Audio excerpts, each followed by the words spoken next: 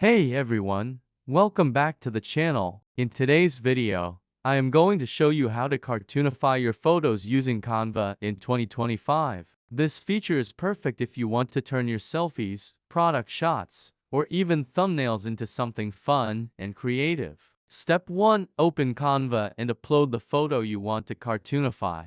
Step 2. Click on the photo and go to the Edit Photo option at the top of the screen. Step 3. Choose Effects and scroll until you see the Cartoonify options. Canva gives you different styles such as classic cartoon, comic book, and sketch. Step 4. Apply the effect and use the adjustment slider to control how strong or soft you want the cartoon look to be. Step 5. Add finishing touches. You can place your cartoon image on a colorful background, add speech bubbles, or even comic-style text to make it stand out. Finally, once you are happy with the result, click download and save your design. And that is it. With Canva 2025, cartoonifying your photos is quick, easy, and completely free. If this tutorial helped you, remember to like, subscribe, and let me know in the comments which Canva effect you want me to cover next. Thanks for watching, and I will see you in the next one.